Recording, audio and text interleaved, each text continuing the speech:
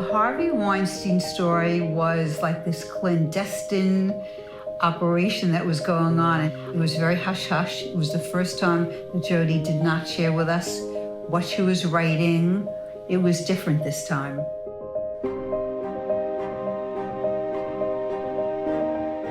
The household that Megan grew up in was kind of waist-deep in journalism. She was always interested in stories that had to do with helping women. She chose to partner with Jodi.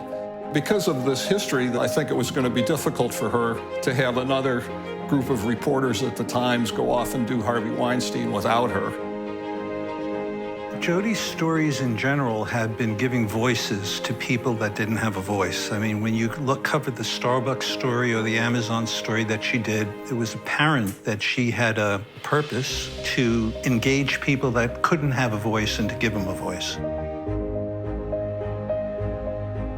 There's been long-standing rumors and attempts to go after Harvey Weinstein. Jodi had been aware that different news organizations, including the New York Times, had previously attempted to document allegations against Weinstein that had never resulted in publishable stories. They're both really persistent and convincing reporters.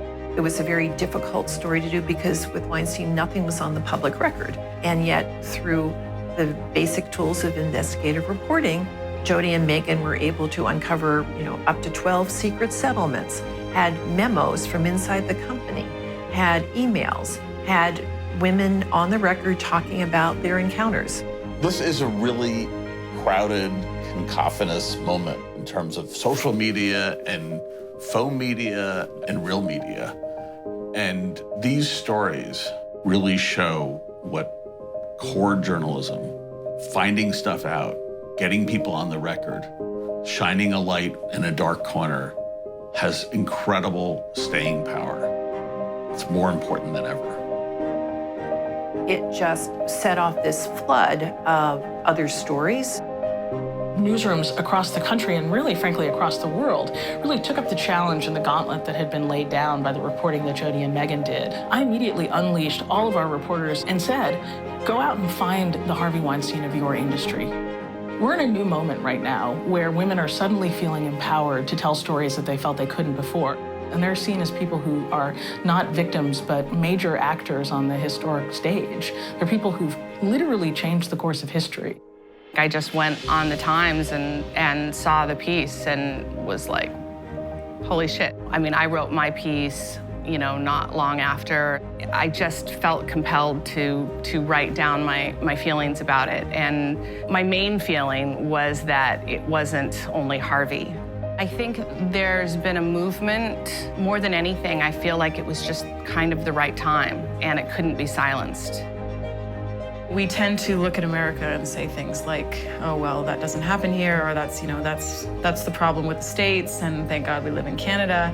And when the stories started to come out here, it really made us take a closer look because it's happening everywhere in every industry. People are finally listening.